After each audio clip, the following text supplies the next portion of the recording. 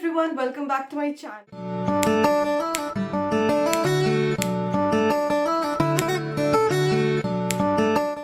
I know long time but I was really busy और आज सारी चीज़ें आपको बता दूंगी कि क्यों busy थी। खैर, जो लोग मुझे जानते हैं वो कंटिन्यू करें वीडियो देखना, बिकॉज आगे बहुत सारी चीज़ें सीखने को मिलेंगी, बहुत सारी चीज़ें पता चलेंगी। एंड दूसरे जो लोग नए आए हैं या पहली बार ये वीडियो देख रहे हैं, I will tell a bit about myself. मैं रेशम फातिमा हूँ और मैं एक एसिड अटैक सर्वाइवर हूँ और मुझे नेशनल ब्रेवरी अवार्ड भी मिला था। उसके बाद मैंने अपना जामिया से बैचलर्स करा, फिर मास्टर्स करा JNU से, और मैं अपना एब्रा फाउंडेशन चलाती हूँ। और एजुकेशन सेक्टर में मैं काफ़ी कोचिंग इंडस्ट्री के साथ भी UPSC वर्टिकल्स में काम कर चुकी हूँ। एंड सेकेंडली मेरा मेजर फोकस मेरा फाउंडेशन रहता है जिसमें हम मुस्लिम लड़कियाँ इन जनरल, बट फोकस थोड़ा सा मुस्लिम लड़कियों की तरफ होता है बिकॉज वो बहुत ज़्यादा पीछे हैं एम्प्लॉयमेंट में और हर चीज़ों में। तो उनको गाइडेंस, उनकी एम्पावरमेंट, उनको करियर गाइडेंस, बेसिकली वो क्या कर सकती हैं, कैसे कर सकती हैं, सारी चीज़ों पे गाइड करती हूँ। एक छोटी सी बात थी। उसके बाद मैं अपने बारे में कुछ जो शेयर करने जा रही हूँ इस वीडियो में, वो ये है कि मुझे ब्रिटिश गवर्नमेंट ने सेलेक्ट करा है एज अ शीवनिंग स्कॉलर। तो शीवनिंग स्कॉलर क्या हो जाता है, ये एक छोटे से आपको उसमें बता देती हूँ। ब्रिटिश गवर्नमेंट हर साल पूरी दुनिया से अराउंड 800-900 लोगों को सिलेक्ट करती है, जो कि फुल्ली फंडेड, मतलब आपका यूनिवर्सिटी का फी, आपका रहना, खाना, घूमना, टहलना ना, सारी चीज़ें वो फंड करती है, आना जाना, everything is funded by them. आपका एक भी पेनी नहीं खर्च होता है।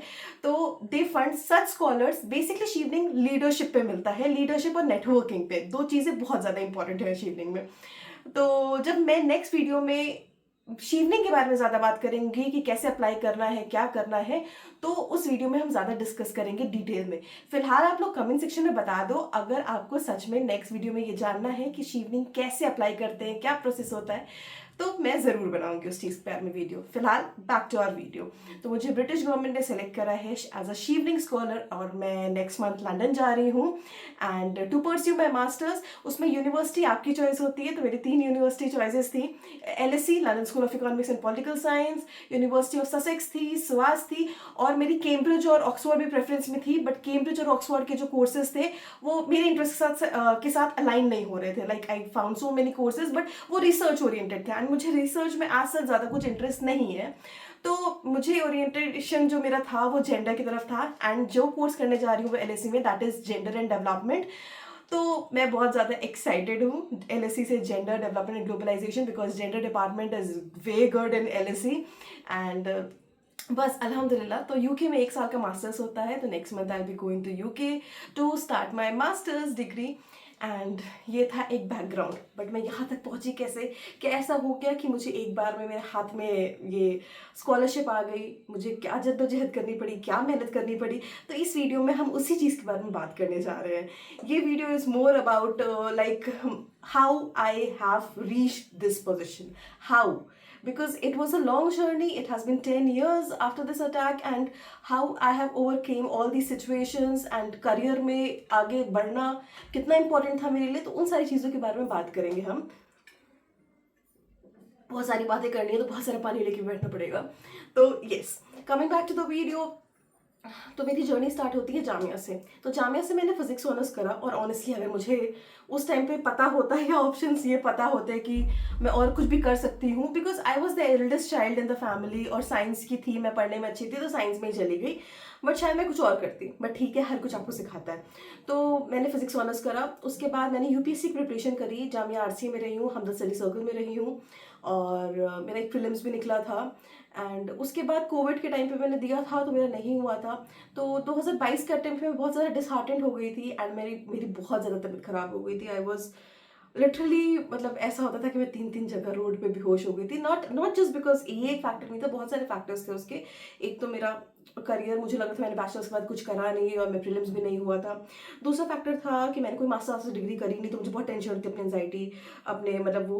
और दूसरा एक था कि मेरी हेल्थ वाइज भी मुझे PCOS उस टाइम पे बहुत एक्सट्रीम हो गया था, तो एंडोमेट्रियोसिस की वजह से हैवी ब्लीडिंग होती थी एंड हीमोग्लोबिन का लेवल मेरा 6 पहुंच गया था। उसके बाद बहुत सारे और भी इशूज़ थे, so I was dealing with too many traumas. तो मैं लिटरली 3 महीने, मेरी फैमिली जानती है कि आई वॉज ऑन बेड पे पड़ी रहती थी, सब लोग मुझे मोटिवेट करते थे कि उठो, तुम जाओ, कुछ करो, ये करो। मुझे कुछ करने का मन नहीं करता था। बस दो चीज़ें मैंने उस बीच में करी थी, उस डिप्रेशन, उस एंजाइटी के फेज में भी दो चीज़ें करी थी। एक, जामिया आरसी में एडमिशन ले लिया था कि थोड़ा सा यूपीएससी, जबकि मैं कंडीशन में नहीं थी कि मैं फिर से यूपीएससी दूँ, मुझे नहीं देना था, मैं मेंटली बिल्कुल बहुत एग्जॉस्ट हो चुकी थी। मैंने उस टाइम एटलीस्ट सोचा था कि उस टाइम नहीं दूंगी, बाद में देखा जाएगा। और दूसरा था कि मैं कहीं पर मास्टर्स एनरोल करूँ। बट इत्तेफाक से ऐसा हुआ था, जब यूपीएससी प्रीलिम्स का रिजल्ट आया तो उस टाइम तक सारे फॉर्म्स बंद हो चुके थे और कहीं पर भी मास्टर्स के फॉर्म नहीं ओपन थे। और बट मैंने सर्च किया, मेरी खाला है, काकी, उन्होंने मुझसे कहा कहीं देखो तुम कुछ, तो मैंने देखा तो सिर्फ एक फॉर्म बचा था एंड उसकी भी लास्ट डेट थी, दैट वाज जेएनयू। तो मैंने भर दिया। मुझे नहीं पता था होगा नहीं होगा, मैं तो पता नहीं क्या कर रही थी, मैं तो बहुत ज़्यादा सैड थी, बहुत तबीयत भी ख़राब थी, मेंटली भी इमोशनली भी I was drained out. But जब आप कोशिश करते हो, जब आप मेहनत करते हो, अल्लाह पाक आपको रास्ते दिखाते हैं। मैं इस चीज़ में बहुत ज़्यादा बिलीव करती हूँ, बट कोशिश करनी पड़ती है आपको। तो क्या हुआ कि जेएनयू का मैंने एग्ज़ाम दिया।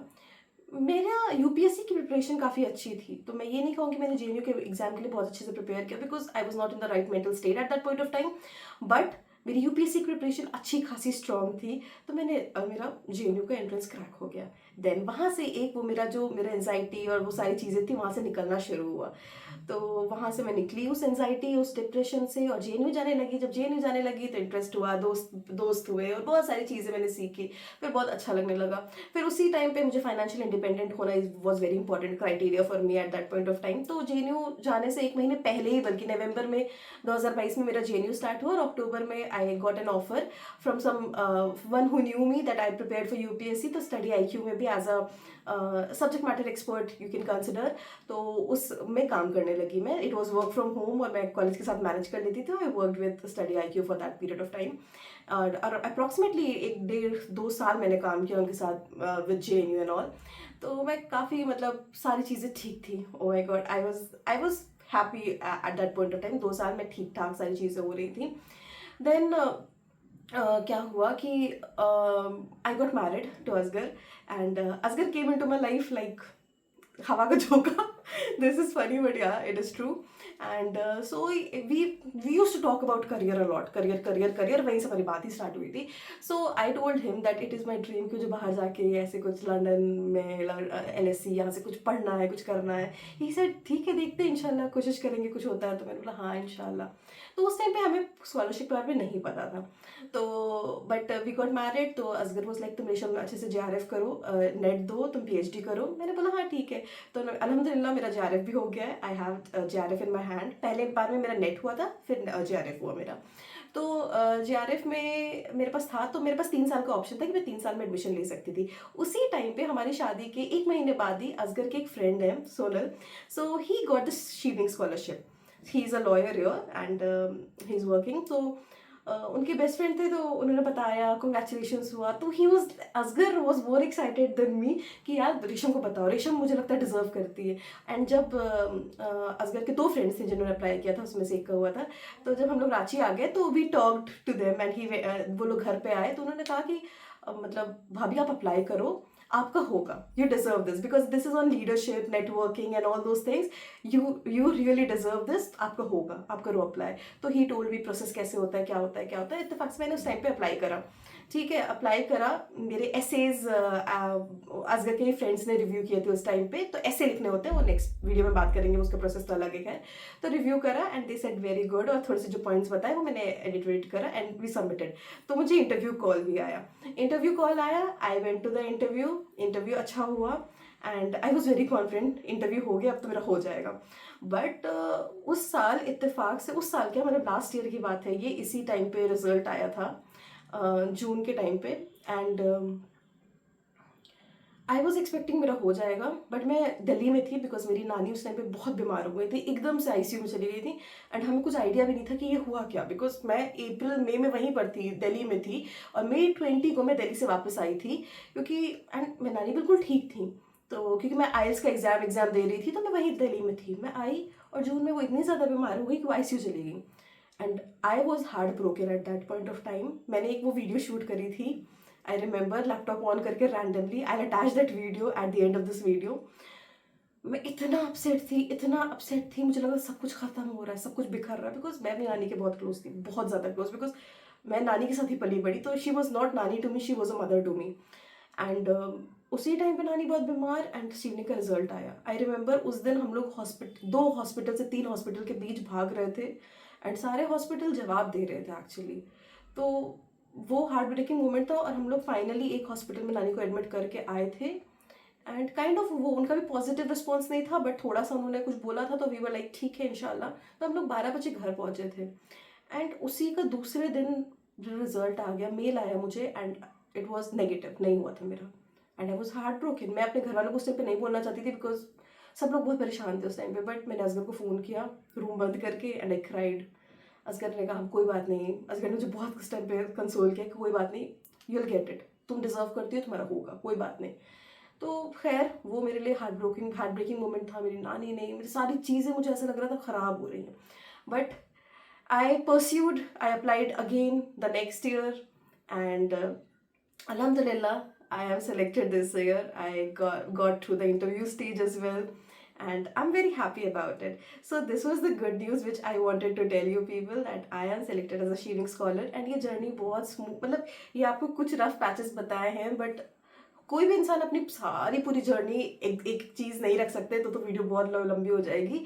बट या आपको हमेशा सक्सेस नहीं मिलती है, आपको बहुत फेलियर से झेलना पड़ेगा, तब जाके आपको सक्सेस मिलती है। It is never easy to get what you even deserve. आप डिजर्व करते हो तब भी आपको मुश्किल से चीज़ें मिलती है, आपको बहुत मेहनत करनी पड़ती है। तो for the when I applied for the second time, तो अल्हम्दुलिल्लाह मेरा हो गया, and I am very happy. तो नेक्स्ट वीडियो में हम बात करेंगे कि शीवनिंग का प्रोसेस क्या है, कैसे अप्लाई करना है। जिनको भी इंटरेस्ट है वो कमेंट कर देना, कि ताकि मैं नेक्स्ट वीडियो उस चीज़ पे बनाऊँ। सो थैंक यू एवरीवन, और बाकी जो भी आपके क्वेश्चन हो आप लोग कमेंट सेक्शन में बता देना। इंशाल्लाह I will try to answer all your queries. Bye bye, अल्लाह हाफिज, take care and keep believing in yourself. Because जब मेरा नहीं हुआ था पहली बार, मुझे सबने ये बात बोला था, यू डिजर्व इट रेशम, यू डिजर्व इट रेशम। हर जगह जहाँ जिसको बोलती थी, जितने लोग मेरे साथ थे जो मुझे जानते थे, सब यू डिजर्व रेशम, यू डिजर्व दैट। तो मुझे था, परसिवरेंस था, एंड सबसे पहले सबसे ज़्यादा इस चीज़ में, मतलब I have cried a lot. It is very normal to cry over something which you don't get, failures के ऊपर रोना and all those things. But Asghar ने इस चीज़ में मुझे बहुत बहुत सपोर्ट किया, मेंटल सपोर्ट मेरा, he was there for me like. तो बस सारी चीज़ें हो गई, and I applied again, and अल्हम्दुलिल्लाह I am through it. So next video के लिए कमेंट कर दो। Okay bye bye everyone, take care, इंशाल्लाह मिलते हैं बहुत जल्द ही।